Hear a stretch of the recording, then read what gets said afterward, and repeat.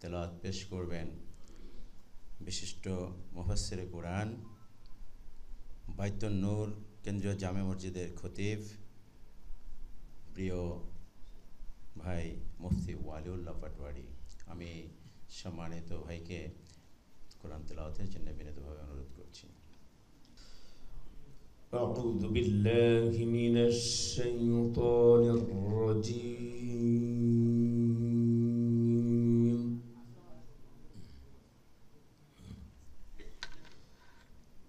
بسم الله الرحمن الرحيم.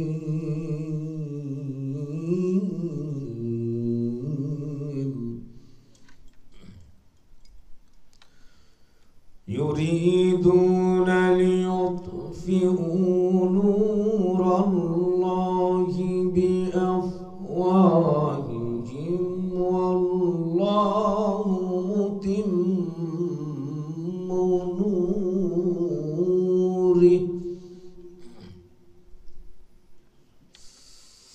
والله متم نوره ولو كره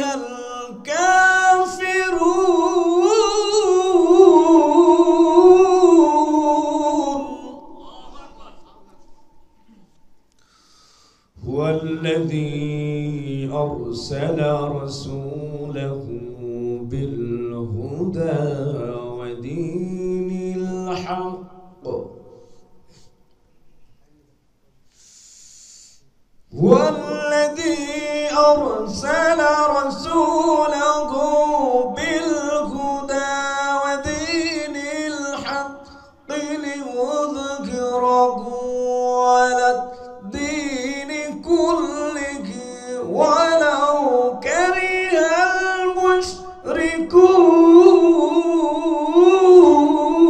المشركون. يا أيها الذين آمنوا هل أدلكم على تجارة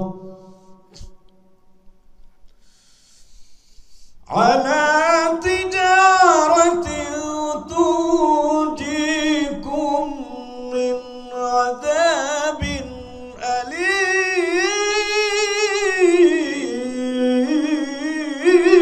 أليم. تؤمنون بالله ورسوله وتجاهدون في سبيل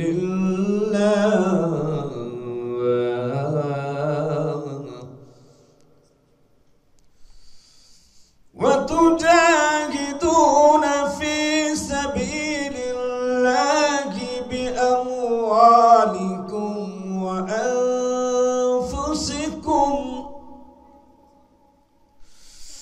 ذلكم خير لكم إن كنتم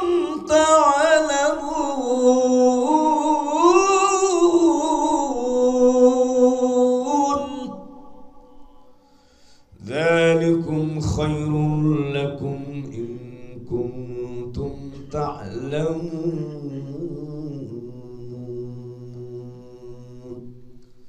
صدق الله العظيم. السلام عليكم ورحمة الله. সম্মানিত ভাইয়েরা, এ পর্যায়ে একটি ইসলামী সঙ্গীত নিয়ে আসছেন আমাদের প্রিয় শিল্পী রাসেল আমিন ভাই। ওগো নবী দুজাহানের সবার সেরা তুমি, কল্পলকের সারাক্ষণি খুঁজি তোমায় আমি, কল্পলকের সারাক্ষণি খুঁজি তোমায় আমি। ওগো নবী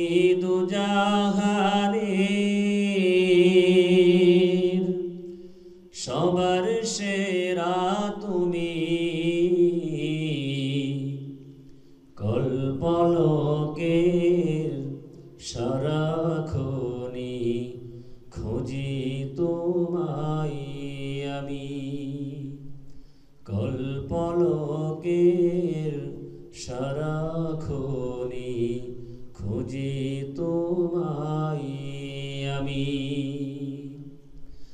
ওই আকাশের চন্দ্র তারা ওই আকাশের রবি আখি মিলে চেয়ে দেখি সবই তোমার ছবি ওই আকাশের চন্দ্র তারা ওই আকাশের রবি আখি মিলে চেয়ে দেখি সবই তোমার ছবি কল্পলকের সারাক্ষণে খুঁজি তোমায় আমি ওগো নবী দুজাহানের সবার সেরা তুমি কল্পলকের সারাক্ষণে খুঁজি তোমায় আমি কল্পলকের সারাক্ষণে খুঁজি তোমায় আমি তোমার সুখে হাসে আমার জীবন সুখের সাথী তোমার দুঃখে কাঁদে আমার অঝর ভরা আখি তোমার সুখে হাসে আমার জীবন সুখের সাথী তোমার দুঃখে কাঁদে আমার অঝর ভরা আখি কল্পলকের সারাক্ষণে খুঁজি তোমায় আমি কল্পলকের সারাক্ষণে খুঁজি তোমায় আমি ওগো নবী দুজাহানের সবার সেরা তুমি কল্পলকের সারাক্ষণে খুঁজি তোমায় আমি কল্পলকের সারাক্ষণে খুঁজি তোমায় আমি কল্পলকের সারাক্ষণে খুঁজি তোমায় আমি আসসালামু আলাইকুম ওয়া রাহমাতুল্লাহ আল আরাবি নবী তুমি মদিনার বুলবুল তোমার নামে সাহারাতে ফুটলো দিনের ফুল আল আরাবি নবী তুমি মদিনার বুলবুল তোমার নামে সাহারাতে ফুটলো দিনের ফুল আল আরাবি নবী তুমি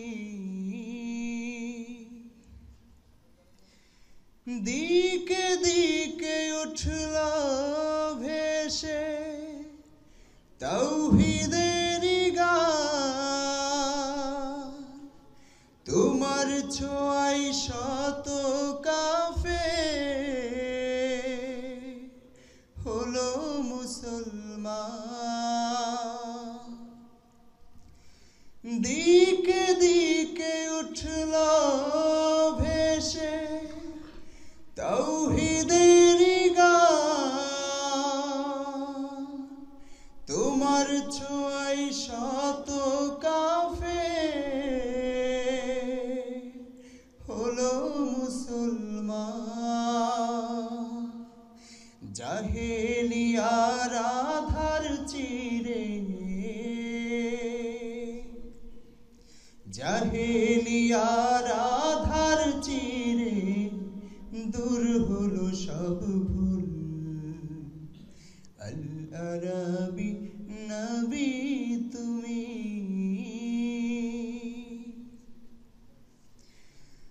আলোর দিশা দিলে তুমি, আধার সেই রাতে আল্লাহ নামে গাহিল গান। হাতে রেখে সব হাতে, আলোর দিশা দিলে তুমি, আধার সেই রাতে আল্লাহ নামের গাহিল গান। হাতে রেখে সব হাতে কুলহারা এক জাতি পেল, কুলহারা এক জাতি পেল তোমার ছোঁয়াই কুল। আল আরাবী নবী তুমি, মদিনার বুলবুল। তোমার নামে সাহারাতে ফুটলো দিনের ফুল। আল আরাবী নবী তুমি। ফুলের মতো ফুল হতে চাই, ফুলের মতো ফুল, যে ফুল পেল নবীর পরশ, গন্ধ যার ফুলের মতো ফুল হতে চাই, ফুলের মতো ফুল, যে ফুল পেল নবীর পরশ, গন্ধ যার ফুলের মতো ফুল হতে চাই।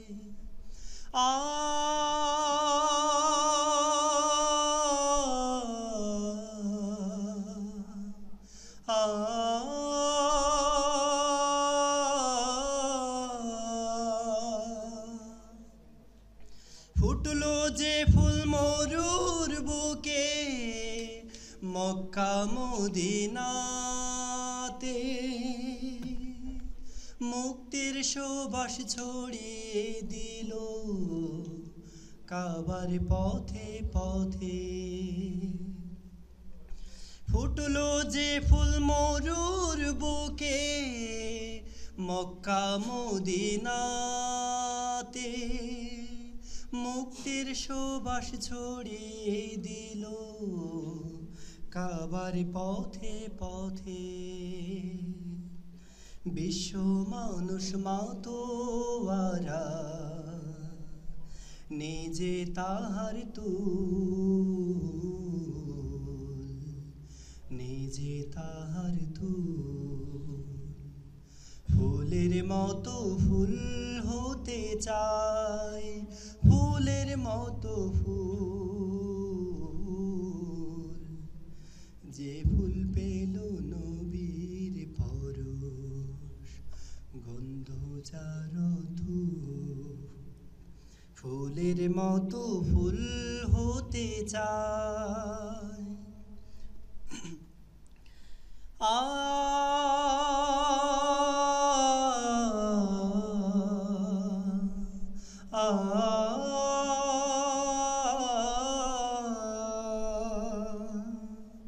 সকল শিশুর বন্ধু তিনি, গরিব দুঃখের সাথী, দোজাহানের নেতা তিনি, গরিব দুঃখের সাথী।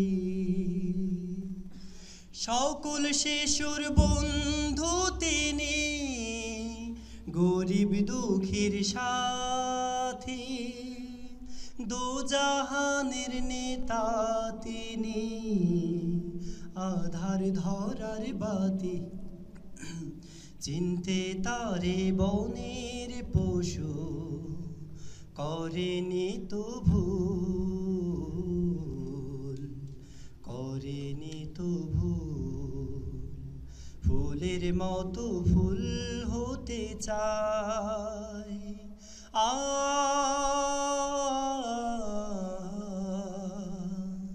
আ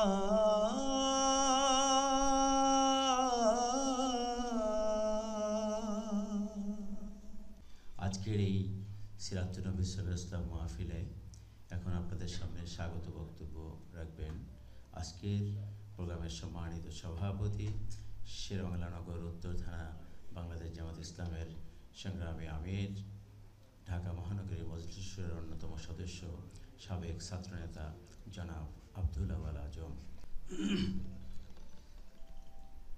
আউযু বিল্লাহি মিনাশ শাইতানির রাজিম। বিসমিল্লাহির রহমানির রহিম। আলহামদুলিল্লাহি রাব্বিল আলামিন, ওয়াসসালাতু ওয়াসসালামু আলা সাইয়্যিদিল মুরসালিন ওয়া আলা আলিহি ওয়া সাহবিহি আজমাইন।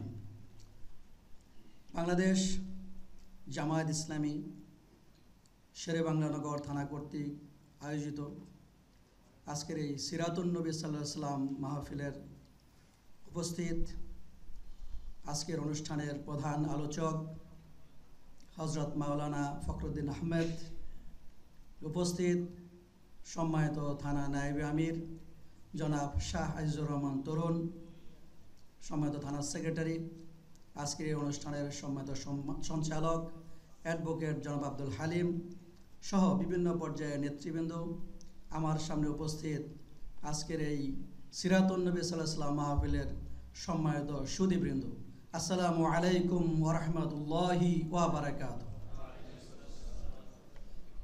আল্লাহ রাব্বুল আলামিনের দরবারে লাখ কোটি শুকরিয়া, যার একান্ত মেহেরবানিতে আজকে একটি সুন্দর পরিবেশে আমরা আমাদের প্রিয় নবী হযরত মুহাম্মদ রাসূলুল্লাহ সাল্লাল্লাহু আলাইহি ওয়াসাল্লামের জীবন সম্পর্কে আলোচনা করার সুযোগ পেয়েছি।